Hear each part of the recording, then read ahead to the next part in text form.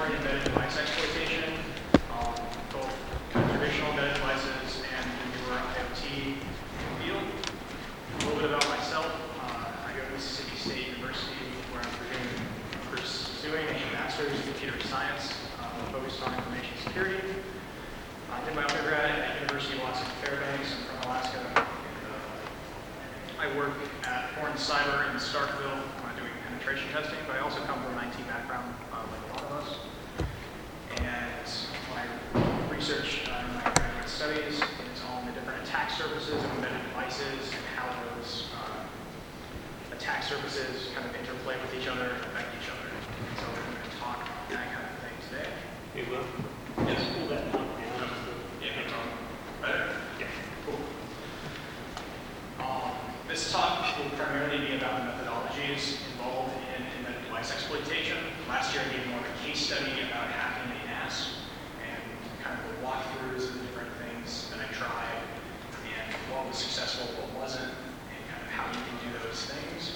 This is more of how to approach the problems rather than a specific instance or just a set of tools. There have been talks like that in the past where it's kind of use this device or this specific part. I'm not really going into that. It's more of an overview. But I'll start out with a little bit of definition. Kind of, what is an embedded device? How is it different? Is it different than other computers? What kind of attacks happen against embedded devices? Why would someone be interested in those attacks? What are the goals that affect? How that changes what attacks are actually relevant to what an attacker might find useful. I'll go over kind of software reverse engineering of embedded devices and how that works, different hardware attacks that you can do, and then how these things can be brought together into a cohesive attack where you leverage these different components. And then kind of a future of where things are going as far as kind of newer technologies that assist in embedded device exploitation. So to start out with, embedded devices, you might have some kind of idea of what they are. We talk about things like DVRs on the internet, DDoS and things. But how are these different from PCs and things? So there's a very boring and very unhelpful textbook definition that I found online of an embedded device. It was computer hardware with software embedded in it. It's the most useless definition I've ever seen. It tells you nothing, but it's, I guess, not that inept. But essentially, the difference between a PC and an embedded device these days is mostly a conceptual one, or at least what you're intended to do with it. So it's either a special purpose device that has a specific thing you're supposed to use it for, or a single purpose device. And this was particularly true back in the day where things weren't all using microcontrollers that could be reprogrammed, and there was more just logic arrays and things. But nowadays, it's not really the case. Also, back in the day when things were not based on microcontrollers, you didn't really see networking and embedded devices. You had things that were hardwired together, and they only did this one thing. There was no updates. There was no revision. There often might not have been a whole lot of software going on. They would never get reprogrammed. Today, hey, Will, things, can you turn up the volume a little bit for us, our Speak over louder 50 into the crowd? microphone, yeah. I'm trying to make this even closer. Cool. It'll be fine.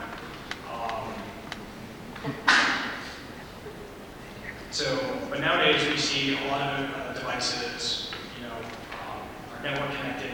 So we have a lot of IoT devices, webcams, Barbie is connecting, to networks and things. And really the only difference between IoT devices and embedded devices is that IoT is kind of a subset where you have, just as a component of it, network connectivity. So embedded devices don't necessarily need to be networked, but IoT devices are usually internet connected as well. Also, Chris's focus is in SCADA. SCADA systems have embedded, use embedded devices. Hopefully the Venn diagram of the IoT and the SCADA does not overlap. But really, it's really a broad term is what I'm getting to embedded devices. Typically, these also use different architectures than you'd be used to. That is one of the main differentiating points between a PC. The PCs, most PCs, x86, pretty much all these days actually, with some exception of tablets and things are often ARM. Embedded devices, most commonly used devices will be ARM today, but there's also a lot of MIPS, AVR, PIC, Texas Instruments, MSP type architectures, and these will run anywhere, will be anywhere between 8-bit and 64-bit processors between things. So in short, they are general computing devices, but typically they're differentiated by the fact that they have limited resources, that the software running on them and what they do is attempted to be restricted and not generalized, and those architectures are usually not x86. So some people might be intimidated by the thought of being in embedded device exploitation. People might consider it harder, just because there's a lot more stuff going on with it. So, what makes it harder? And essentially, it's really not harder from the sense that the things you're doing are more difficult as far as the exploitation itself goes. The development processes can be a lot more involved with a larger barrier to get set up to develop exploits against embedded devices. The reasons for things is you have unfamiliar architectures. If you have compiled software you're looking at that you're trying to find an exploit in, getting that running can be difficult in an emulated environment. You can't just run it from a normal VM. It has to be emulated for the other architecture. And so there's a lot of steps kind of that add on to this. But what you'll find a lot if you start diving into this is, at least especially on the IoT side of things, is usually those devices are designed with a lot less security in mind than a modern operating system and some modern software that you'd be trying to exploit. And the general rule against it, there's one kind of rule against this actually, is anywhere intellectual property is involved, either in gaming or movies, content like that. That's the only time you actually see security protection. And it's not security against hacking for getting things joined to botnets. It's of course protecting intellectual property. So gaming consoles and things will have secondary processors, mobile phones as well, and with things like Secure Enclave on iOS devices, you'll see that. But it's not so much preventing people from hacking and keeping the device secure for its owner. It's keeping intellectual property secure for the rights holders. So, kind of the different attacks and goals. Why would we want to do this? Why would we want to exploit these embedded devices, both as someone who's primarily a defender and a researcher, and what an attacker's motives might be, and what kind of attacks can be done.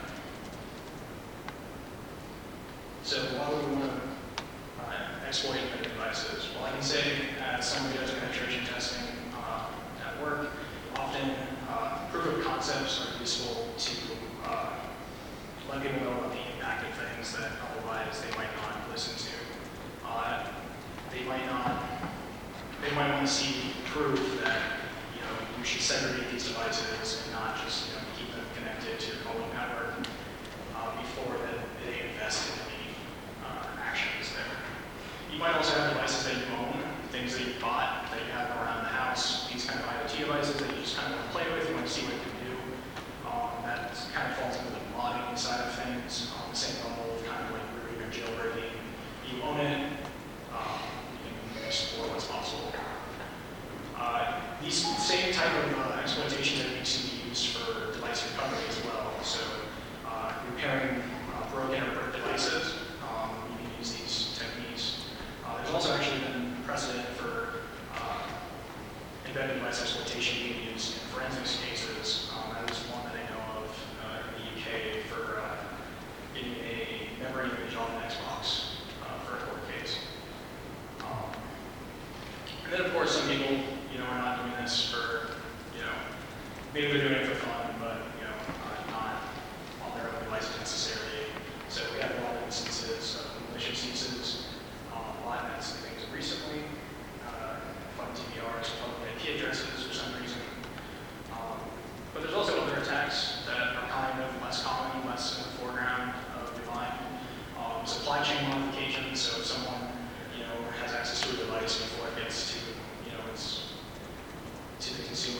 whether, someone buys it at a retail store, hacks it, and returns it, puts it back to a firmware image, or whether, it's being somewhere else in the supply chain, like coming out of the factory, there's someone doing that.